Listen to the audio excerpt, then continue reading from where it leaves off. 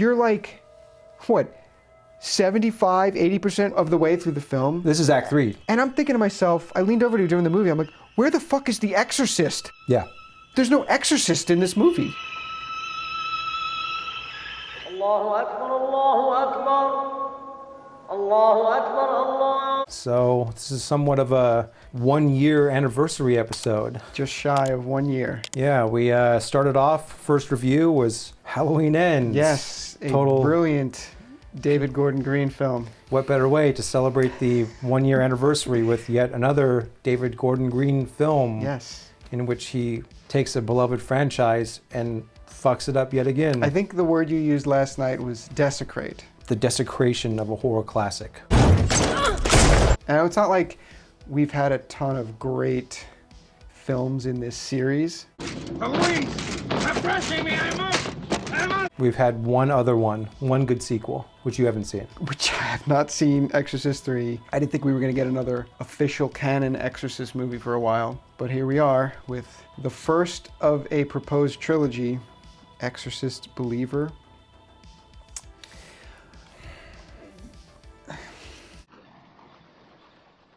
Do you know how much Universal purchased the rights to do it for? I heard it was close to $500 million. $400 million Yeah, there you go. For the trilogy. Yeah. Well, not off to a great start. Something's going on with my daughter. No! No! It's happening to my daughter too. This movie was fucking atrocious. It's a shame because the first half of this movie was not horrible. Yeah, before walking into it, I didn't read any reviews, but I saw like numbered reviews. And a lot of people were giving him like 4 out of 10, whatever. Yeah. And when the film started, I was just kind of like, this isn't that bad. Like, yeah. Tonally, they kind of captured it, you know? It had to like start, a... yes. Yeah, it starts off in Haiti, which was very similar to how the first one starts off in Iraq. Yeah. Interesting exotic location, you know? Even like the opening shot with the dogs fighting. Great. Nice little throwback. Yeah. So that takes place in the past, that opening scene, where he's there with his pregnant wife. The wife dies in earthquake accident, or he's put in the position where he has to choose between his wife and the life of his unborn child, and we never get to see that decision. Yes. And then it jumps 13 years into the future, where he's now with his 13-year-old daughter. Which you assume that he chose her. Yes, because that's what they want you to assume. Yes, right. You get a good father-daughter relationship, and then they introduce the daughter's friend, and then the two of them go off into the woods, and they start messing with some occult shit. We don't really know what they're doing, and they somehow bring about a demon. I think she's trying she's trying to like get in touch with her mother. She wants to talk to her from beyond the grave, and then they disappear. And there was just this really drawn out, slow burn sequence of these parents on both sides of these two different kids searching for their daughters. It turns into a missing kids It turns into a missing film. kids film for like a good half an hour. It was good. It was all interesting. What's the angle here? Where are they going with this? Same. Yeah, I kept thinking that, and it was an interesting way to go about. Yes, and they didn't rush it. They didn't. They find the girls 3 days later. They're all messed up, so they take them to the hospital. And there's another scene that kind of parallels the original, where like there's all these doctors doing tests, and they can't find anything wrong with them. But then the girls start acting weird. They start being aggressive, you know, kind of like Reagan was in the original. And it just slowly builds, and you're like, all right, this is not terrible. I don't know what everybody's talking about. You did not crash the Ferrari. Thank God. And then it's like literally like halfway through the film, there is a massive switch and it becomes an entirely different film. Now it's time to bring back the legacy character. Yeah. They bring back Ellen Burstyn. Chris McNeil, the mom from the original Exorcist. And the second she shows up, accompanied by a really shitty rendition of Tubular Bells. Right. She shows up, and like you said, just nosedive off a cliff. Literally off the fucking rails. Yep. As soon as she shows up. It's like the marker in the film in which, all right, let's just turn this off. Let's turn this thing into shit now. Now we gotta lean on our legacy character to keep this film going. And up to that point, it had not been bad. So you get this father who's trying everything he can think of, kind of like Chris was, to figure out how to help his daughter. And then you get the other family who they don't really get into that much. Yeah. They're kind of just the other family. Yeah. And he's going through the doctors, the psychiatrists, and you know, before he gets to like the religious side of it. which we'll get into. Yeah. But at this point in the film, somebody recommends to him, like, oh, have you heard this story about this woman? And he's talking about Chris. Yeah. And that's when he goes to see her. But you learn that she suddenly became an expert in exorcisms. There are no experts. Yeah, for some reason. After the events of the first film, even though she wanted no part of... After the first one ends, you get the sense that she's like, all right, fuck this, we're moving, I'm done with this, I don't ever want to think about this shit ever again. Mm-hmm. But in this movie, they're trying to tell us that she became like some spiritual guru, basically, that studied demonic if you can even possession. call it that, like, they make a point of saying she's one of the biggest authorities of exorcisms in the world, even though she's not an exorcist. Yes. So they paint that weird picture with her, and then he goes to see her, and she decides to get involved. She comes in, she's only there for like 10 minutes. She confronts the demon. She gets her ass kicked. Well, that's what I'm saying. Like, and then she's gone. You just said that like the film kind of leans on her when she comes in there. I don't necessarily agree with that. I think if you took her out of the film completely, it wouldn't change anything. No, I mean it leans on her in the sense of, we're going to pull you in because we have a legacy character. Oh, here. I see. That's it. So not because the that's plot, like now a gimmick. Now. It's a gimmick, yeah, okay. right? Not that the plot needed Gotcha. her for anything. You could have completely removed her from the film, and it would not have changed a single thing. Nothing. She literally contributed nothing. Yes. We had fun doing this very difficult material. It was like they wrote the role, like, we don't know if Ellen Burstyn's going to agree to this or if she's even going to be alive by the time we get around to filming this, because she's pretty old. Mm-hmm. Let's just write a role for her that maybe we can just remove completely if we need to. Yes. Yeah, and if she's not going to be in it, then whoever the titular exorcist is going to be, that's just who that character will be. Right. So she shows up. Dude, they try to, like, make her come in as, like, the Marin character. Yeah.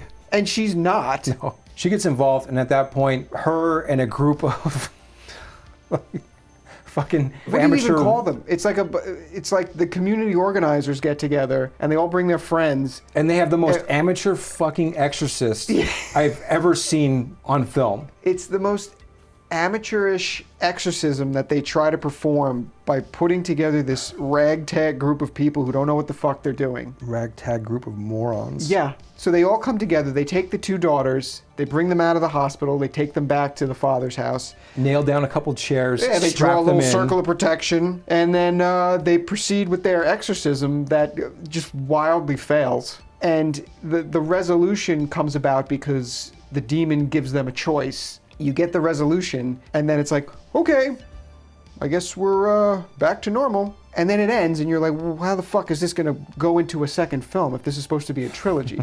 The story was complete. It was very weird. Now that we've gone through the plot, let's just quickly go over the things that we thought were competent about the film. Oh, you want to touch on competency We kind first, of already touched on that somewhat, but again, I think that the film started out pretty well. Yeah. It had a cool opening in Haiti. Then when they got back, it had this like really deliberate pace that the original one has. Yes, it had a decent pace. Yes. It took its time, it built things up. Yes. And it didn't just start introducing creepy stuff. Right. It was a very slow introduction of that stuff. Which that's kind of, if you're going by the first one, that is the standard of an Exorcist movie. Yes. Building it up tonally. Even during the good parts of the film, I don't think that it captures the kind of oppressive nature of the original. The original is like a masterclass in just having like this really dreary, depressing tone. I mean, like the cinematography in the original is minimal. It's not stylized. It's not the way stylized. it is nowadays. It's made to feel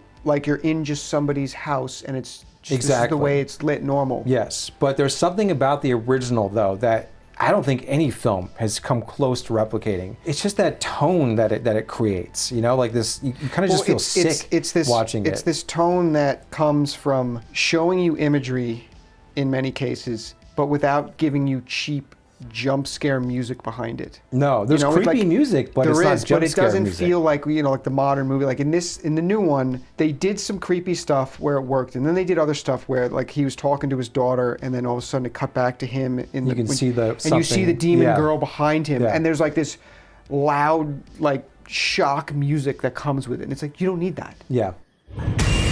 The fact that she's just standing back there, if it had been silent, I would have been so much more focused on it and just creeped out by it. Like when the faces pop up in the original, it's just a flash. You don't need music for that. Well, it's a flash, and then you think to yourself, what the fuck did I just see? Did I just see something? And it creeps you out. It creeps you out. You know, the first one gets under your skin. This one doesn't do that. Even during the good parts of the film, yeah, the only first half. scene that kind of got under my skin a little was when he was in the bathroom brushing his teeth, and the lights kept going on and off, but it wasn't like they were flickering. The girl kept coming in and turning them on and off. Yeah.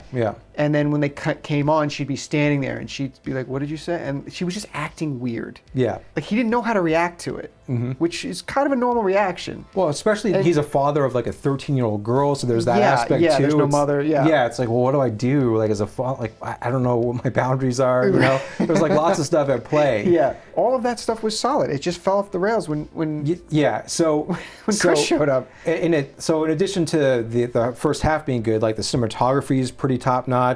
The editing in the first half is pretty good. There's the scene that you kind of touched on when the girls come back and they're at the hospital, and the nurse, it's going between the two girls. It's like cutting between both of them, and they're being administered like rape kits. Yeah. And it's very effective. It's very effective, very uncomfortable, the way it's cut, because the way it's shot. It's not really stylized like where you would expect the way a modern horror movie would do it. It's like in the original where they're like, okay, you're just gonna feel some pressure it's now. very clinical. It's clinical. Yeah. Our leading man, like he was good. You know, in the first half, he was very good. He was the highlight of the film. Yeah. He carried it in terms of performance. I mean, he's obviously the main character. His character was kind of a mix of what Chris was and what Karis was in the original film. Little touches here and there. You know, he's the single parent, and they even have the little scene where you see him boxing at the gym, which is kind of like Damien had. So there's little things. You get a good sense of where he's coming from, what his relationship with his daughter's like. Where they dropped the ball with his character was how they introduced him and where he ended up at the end. Well, they dropped the ball also in the sense that after Ellen Burstyn gets brought into the film, everyone just turns into a fucking moron, including him. Yeah, they all just shit. Dude, when that tone switches and there's nothing good to say about the second half of this film. It's utter dog shit. It's like, I don't even know how to describe it. It is just an awful cinematic experience. Yeah. It felt like a different director took over, you know? That's what it felt like. Yeah. A different writer and a different director took over. It felt like David Gordon Green took over for the second half. Are you directing the trilogy or just directing this one? We'll see. Going back to the dad, like, you know, starting with him for the main characters in this movie, he is the non-believer, right? Like kind of how Chris was in the original. He doesn't start off religious, he doesn't get religious, and by the end, you don't really know if he's like a believer, and you don't really get a sense of where he is at the end. Just, he's got his daughter back. They missed an opportunity with him in the beginning of this film to make him, whether it's religious, spiritual, something to show that he believed in a higher power, and then the tragedy that he goes through stripped his faith, shook him up, stripped his faith, the way Father Karras had lost his faith in the original. They didn't do any of that. Right. So he just became like this concerned dad. Yeah. And now the other family, they were religious. But you get very little. They're very little one of that note. family. They're very one note. Yeah, you don't really give a shit about them. Oh, white Christian family, fuck them. Yeah. The church they went to, the pastor was in the suit. He was like a Joel Osteen type, just up there. He shows up to the exorcism at the end wearing his fucking suit. Yeah. So, okay, dad aside, we get all the other characters, right? You get this weird group of people that come in. You get his neighbor, who's a total Karen in the beginning of the movie, and then she starts to open up about, in her past, she was going to become a nun, but instead she got knocked up and decided to have an abortion. She was going to be a nun, but then it was like, nah, gets knocked up, and then has an abortion on top of it. Yeah. And then now this is going to be the one of the leading exorcists. Yeah, from the Catholic side. Yes, an abortionist. Yeah. And then you get this other neighbor who kind of looks like Tom Arnold. Okay. Who just breaks into his house with this weird woman who's gonna like start spreading some kind of that guy, like his essence was the tone in Halloween 2018 where he's like, I've got peanut butter on my penis. Yeah. It's like the same weird, right? Fucking these weird side David characters. Gordon Green shit. And then you get I don't even know what she was Haitian, the black Haitian. I don't chick? know what she was. I don't She get kinda it. just I don't know. shows I don't up. understand whatever religion or what voodoo bullshit she was into. I have no idea. Whatever she was representing, they weren't very clear about it. No. So he starts talking to her like, okay, I guess I have to start believing in or trusting in something higher than doctors. And she's like, oh yes, we're gonna exorcise this spirit. But then she started reciting biblical verses during the exorcism. And I was like, wait, I thought this woman was like from the voodoo side of things. Like, maybe I'm just not up on my crossovers here. Well, it was just unclear. It was so weird. They just brought together this weird ragtag group of people Yeah. that had all these different religious backgrounds. Nothing was focused. Exorcism is a ritual. Every culture, every religion, they all use different methods. It's going to take all of them. And then they all just like, okay, well, we're going to have this exorcism. And they start doing it. And it is the most hack job They all come piece of together. shit. They're like, we don't know what the fuck we're doing. Yes. But we're going to give it our best. We're going to go in there and just yell at this demon. And at this point, you're like, what, 75, 80% of the way through the film? This is Act 3. This is Act 3. Yeah. And I'm thinking to myself, I leaned over to you during the movie, I'm like, where the fuck is the exorcist? Yeah.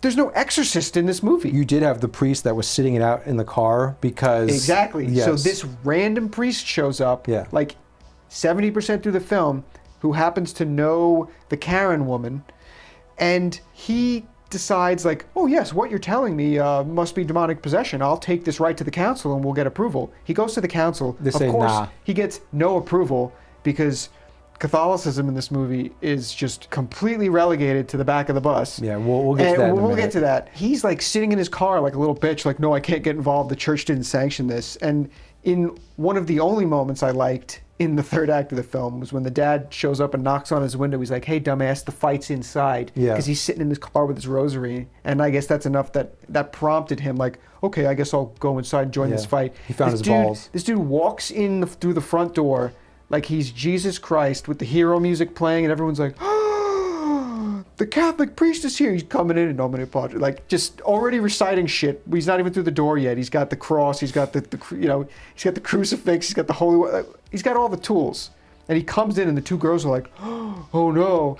And he comes over. He starts doing things, and then within 60 seconds, they just use whatever power is necessary for the plot to happen to turn his head 360 and break his neck, and he just falls down dead. Yeah, the demon uses its invisible powers to Arnold Schwarzenegger crack He his just neck. twists his head Yeah. clean around. He drops dead, and there goes the only qualified person in that room to be performing an exorcism. Well, you would think so, but this movie sort of changes the whole concept of Let's talk about that. What makes an exorcist, I guess.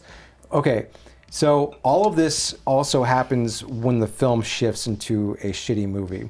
Once we meet Chris once again, she explains that there is a form of demonic possession in like all the religions in the world and blah, Okay, blah, blah. fair. Okay, so the film is trying to have this interesting take that like it's trying to bring in like all these other religions into it. It's not just Catholicism. Which could have been an interesting idea, Maybe. but I feel like if you're gonna do that, focus on one. Well, that's the Don't problem. turn this into the fucking United Nations of exorcisms, because then you just start getting, Yeah. it just becomes this hodgepodge mess. In the scene where we're introduced to Kristen McNeil, the father asks her, when your daughter was being exorcised, why were you sitting downstairs while the two priests were upstairs performing the exorcism? And you know what she fucking says? She says it's because of the patriarchy. Because of the patriarchy, she was kept out of that room. That really set the tone Dude, for the rest of the movie. That one line single-handedly set the tone for the rest of the movie of what kind of pile of dog shit it would be, and at the same time completely took a dump on the original film and The two main heroes of the heroes, yeah, of the film, of the yeah. original film, literally shit on them. Yeah, she was trying to turn them into like just piece of shit guys, where it's like Yes, they saved her not the daughter. two guys who basically sacrificed themselves to save your daughter's life. Right. One of them probably is in hell right now because he killed himself to save your daughter. Well, it's Literally made the ultimate sacrifice.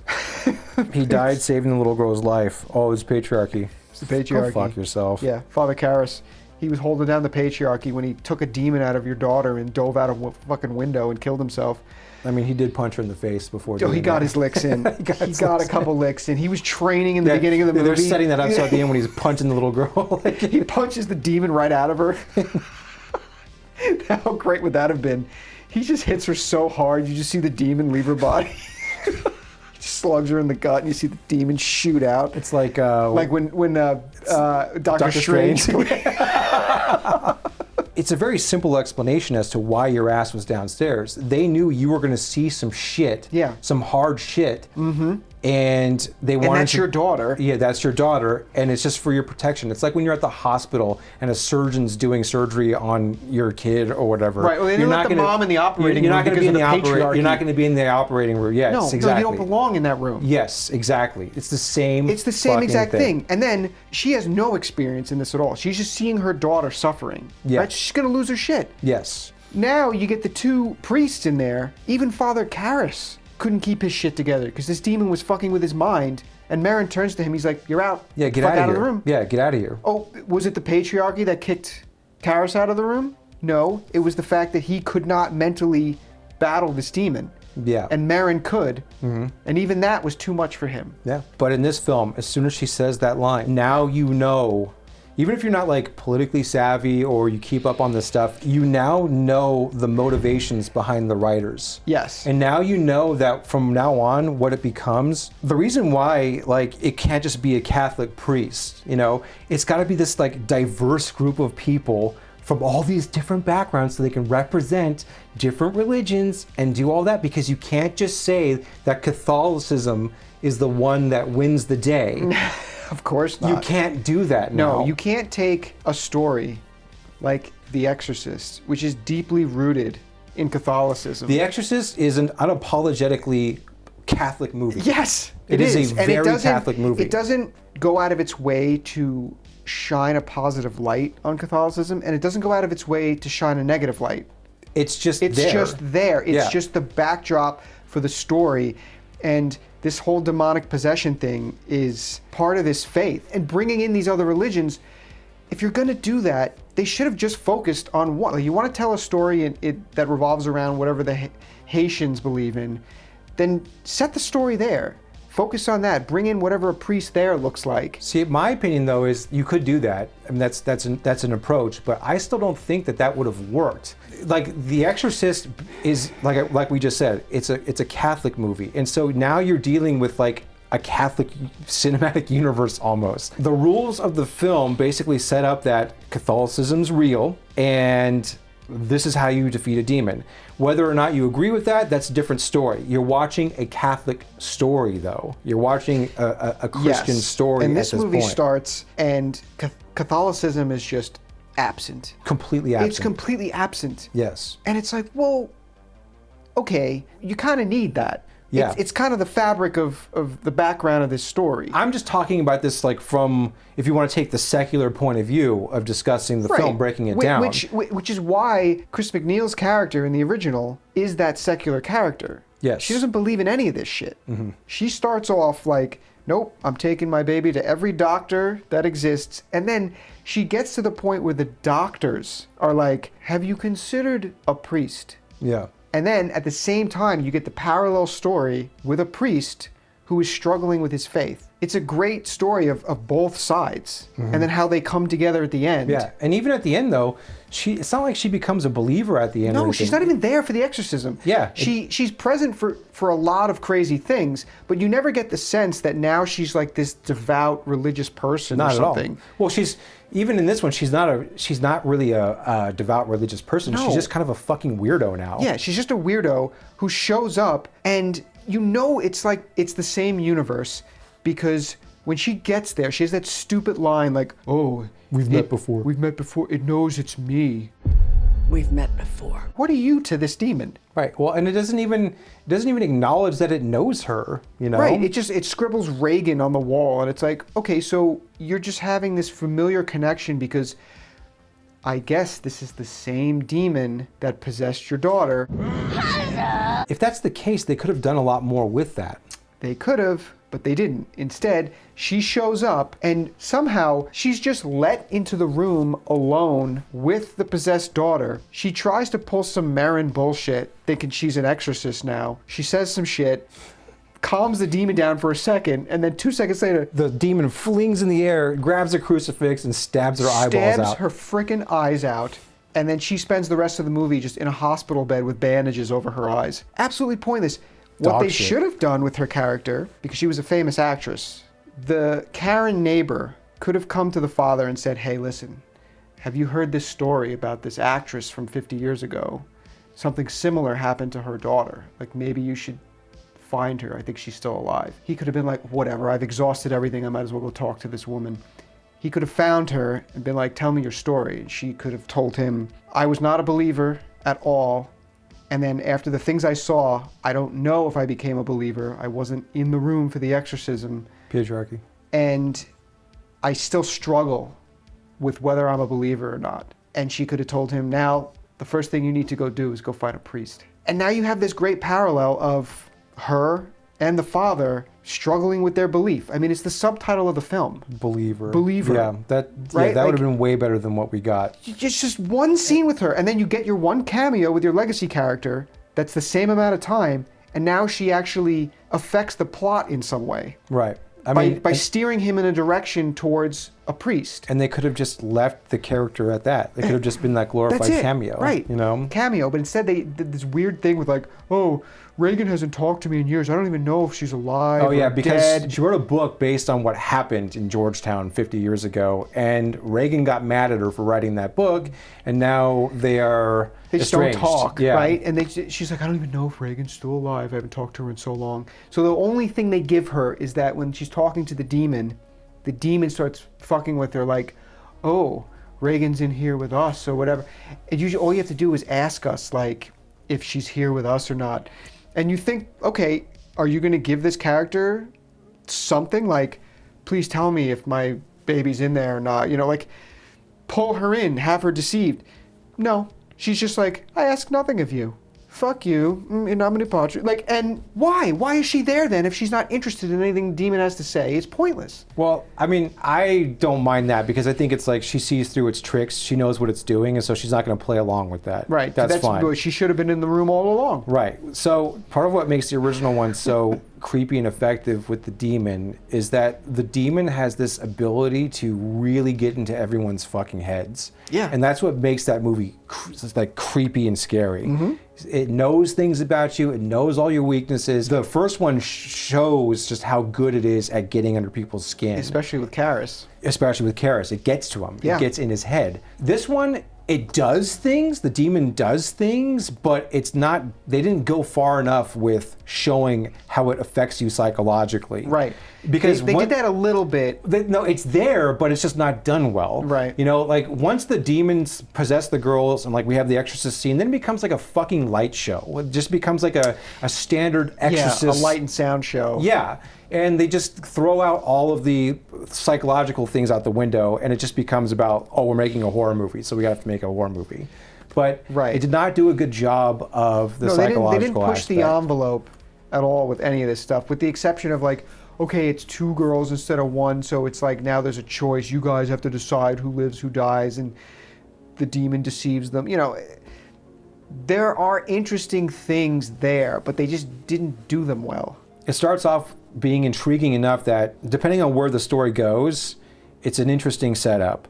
How they decided to wrap it up fucked the whole thing up. It becomes this like almost new agey bullshit thing now. It entirely abandons Catholicism in the sake of kind of being diverse when it comes to religion and spirituality.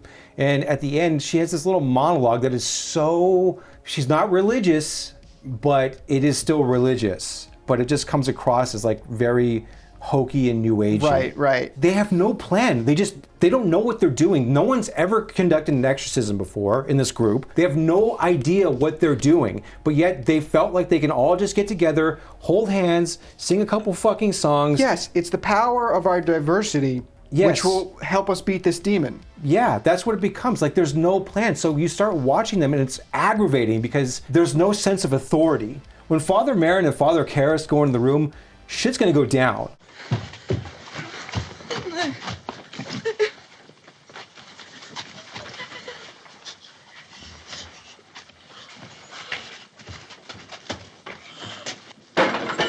When Marin shows up in one of the most iconic shots in film history, Oh yeah. you're like, okay, Well, he's arrived. and it's cool It's because time for business. when it sets that up, it's like pushing in on the demon's eyes as he shows up. It's like the confrontation's about to go down. Right. You know what I mean? Like they're about to fight. Yeah. You know? It's so good. And then this one, fuck, I can't, it's just amateur hour.